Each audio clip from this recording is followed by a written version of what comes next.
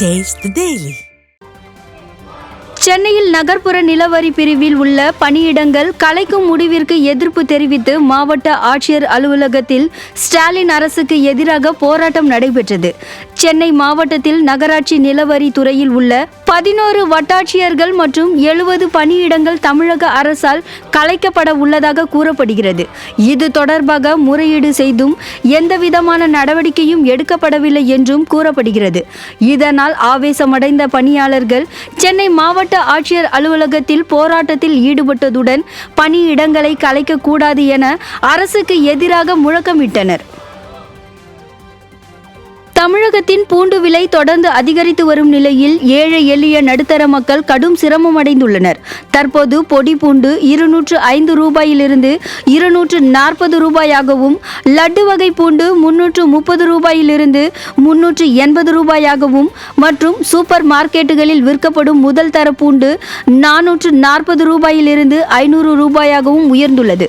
இதனால் பூண்டை ஏழை எளிய மற்றும் நடுத்தர மக்கள் வாங்க முடியாத அவல நிலை ஏற்பட்டுள்ளது. அரசு இது குறித்து நடவடிக்கை எடுக்க வேண்டும் என பொதுமக்கள் வலியுறுத்தி உள்ளனர். எங்களாலேயும் வாங்க முடியலன்னா மிடில் கிளாஸ் ரொம்ப லோவாக இருக்கிறவங்க கண்டிப்பாக வாங்கவே முடியாது. அவங்களால எப்படி எல்லாம் சமாளிக்கிறாங்கன்னு தெரியல. இப்போ இருக்கிற ஆட்சியில் அந்த மாதிரி தான் நடந்துட்டு இருக்குது. இதுக்கு என்ன சொல்யூஷன் எங்களுக்கு கண்டிப்பாக கிடைக்கணும். பூண்டு விலை இவ்வளோ விலை விற்றா நாங்கள் எப்படி வாங்குறது? தெருவிலையும் எவன் வாங்க மாட்டேங்கிறாங்க. மக்கள் இவ்வளோ பேர் எப்படி வாங்குவாங்க? இருக்கப்பட்டவங்க வாங்குவாங்க, இல்லாதப்பட்டவங்க எப்படி வாங்குவாங்க?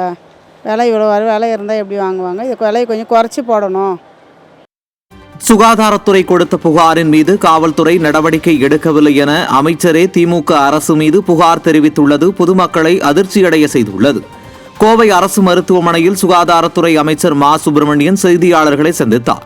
அப்போது இணைய வழி வாயிலாகவும் மருத்துவர் பரிந்துரை இல்லாமலும் மெத்தப்பட்டமைன் மாத்திரைகள் சர்வசாதாரணமாக கிடைப்பதால் அது போதை மாத்திரைகளாக பயன்படுத்தப்படுவதை தடுக்க எடுக்கப்பட்ட நடவடிக்கைகள் குறித்த கேள்விக்கு தவறு செய்பவர்களை அடையாளப்படுத்தினால் நடவடிக்கைகள் எடுப்பதாக அலட்சியமாக பதிலளித்தார். யூடியூபர் இர்ஃபான் குறித்த கேள்விக்கு இர்ஃபான் ஒன்றும் கொலை குற்றம் செய்யவில்லை என்றும் அவர் மீது காவல்துறையில் புகார் கொடுத்தாகிவிட்டது என்றும் புகாரின் மீது காவல்துறைதான் நடவடிக்கை எடுக்க வேண்டும் என்றும் கூறி யூடியூபர் இர்ஃபானிடம் சரணாகதி அடைந்தார். முன்னதாக இந்த முறை இர்ஃபானை மன்னிக்கப் போவதில்லை என இதே அமைச்சர் சுப்பிரமணியன் தெரிவித்திருந்தார் என்பது குறிப்பிடத்தக்கது. வெறும் நோட்டீஸ் தாங்க கொடுத்துருக்கு. ஏற்கனவே ஹாஸ்பிட்டல் மேல நடவடிக்கை எடுத்தாச்சு. அவருக்கு நோட்டீஸ் மட்டும்தான் கொடுத்துருக்கு. கொலை குற்றம் இல்லை அது. அதுக்கு ஆஸ்பத்திரி மேல நடவடிக்கைலாம் எடுத்தாச்சு. 50,000 ரூபாய் ஃபைன் போட்டாச்சு. 10 நாள் அந்த சேவையை முடக்கி வச்சாச்சு. அவருக்கு சம்பந்தப்பட்டவருக்கு நோட்டீஸ் கொடுத்துருக்கு. இது ஒரு பெரிய விஷயமா? கம்ப்ளைண்ட் கொடுத்துருக்கு. அவங்க தானே எடுக்கணும் நடவடிக்கை. போலீஸ் தானே எடுக்கணும். சென்னை மயிலாப்பூரில் சட்டவிரோதமாக மதுபாட்டில்களை மண்ணுக்கு அடியில் விற்பனை செய்து வந்த பெண் உட்பட 2 பிடிபட்டனர். அம்பேத்கர் பாலம், சண்முகப்பிள்ளை தெரு ஆகிய இடங்களில் மதுபாட்டில்களை மண்ணுக்குள் புதைத்தும் பதுக்கி வைத்தும் விற்பனையில் ஈடுபட்டு வந்த ரேவதி மற்றும் சீனிவாசன் ரோட்டைச் சேர்ந்த ஐயனார் என்பவரும் கையும் களவுமாக சிக்கினர். இதனையடுத்து அவர்களிடமிருந்து 450 மதுபாட்டில்களும் 2 சக்கர வாகனமும் பறிமுதல் செய்யப்பட்டது. மேலும் ஏற்கனவே குற்ற வழக்குகள் நிலுவையில் இருப்பவர்கள் ஸ்டிக்கர் ஸ்டாலின் ஆட்சியில் துணிச்சலுடன் மீண்டும் மீண்டும் தவறு செய்வதாக பொதுமக்கள் குற்றம் சாட்டுகின்றனர். திண்டுக்கல் மாவட்டம் ஆத்தூர் அருகே வெளி மாவட்டங்களில் இருந்து கொண்டுவரப்பட்ட மாட்டுக் கழிவுகளை குளங்கள் அருகே கொட்டுவதால் விவசாய நிலங்கள் மற்றும் குடிநீர் மாசுபடுவதாக கிராம மக்கள் புகார் தெரிவித்தனர்.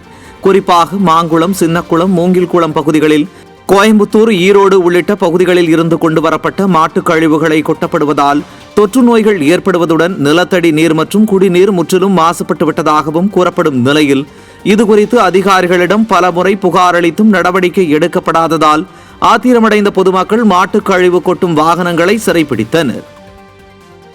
இப்போ கொஞ்ச நாள் அந்த தோல் கழிவுகள்லாம் இந்த இடத்துல ஒரு 7-8 வருஷமா கொட்டிக்கிட்டு இருக்காங்க. நாங்களும் கொட்டுறப்பெல்லாம் அவங்கள்ட்ட பிரச்சனை பண்ணி இதோட 4-5 தடவை கம்ப்ளைண்ட் ஆயிடுச்சு. மறுபடியும் இந்த இடத்துல கொட்டிக்கிட்டு இந்த தண்ணியெல்லாம் அப்படியே போய் பக்கத்துல குட்டியப்பட்டி மாங்குளத்துக்கிட்ட இந்த தண்ணி போகுது. அப்படியே கொடநாரில் கலந்து இந்த நெட்டா வேடசுந்தூர் வரைக்குமே இந்த தோல் சாப்பு பாதிக்கப்படுது. இதை நாங்கள் பல தடவை அதிகாரிகள்கிட்ட சொல்லி இதுக்கு ஒரு தீர்வு இல்லை. புதுச்சேரியில் பணி நீக்கம் செய்யப்பட்ட பொதுத்துறை ஊழியர்களுக்கு உடனடியாக பணி வழங்க வேண்டும் என அதிமுக சார்பில் துணைநிலை ஆளுநரிடம் மனு அளிக்கப்பட்டது.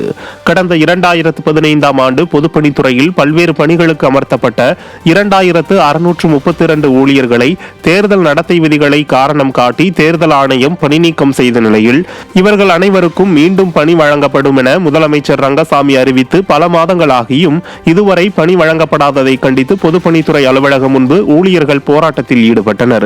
இந்த நிலையில் அதிமுக மாநில செயலாளர் அன்பழகன் துணைநிலை ஆளுநர் கைலாஷ்நாதனை சந்தித்து பணி நீக்கம் செய்யப்பட்ட பொதுப்பணித்துறை ஊழியர்களுக்கு மீண்டும் பணி வழங்க கோரி மனு அளித்தார். முன்னாள் முதலமைச்சர் நாராயணசாமி தலைமையில் ஒரு மனு அளித்த அடிப்படையில் அந்த ஊழியர்கள் பணி நீக்கம் செய்யப்பட்டாங்க. அப்போ ஊழியர்கள்லாம் மறுபடியும் அந்த நாராயணசாமி சந்தித்து பேசும்போது இல்லை நான் மறுபடியும் வேலைக்கு வைக்கிறேன்ற உத்தரவாதத்தை அவங்க கிட்ட கொடுக்கல. 5 ஆண்டு காலம் திராவிட முன்னேற்ற கழகமும் காங்கிரஸும் ஆட்சியில் இருந்தாங்க. ஆனால் அந்த ஊழியர்களுக்கு வேலை கொடுக்கல.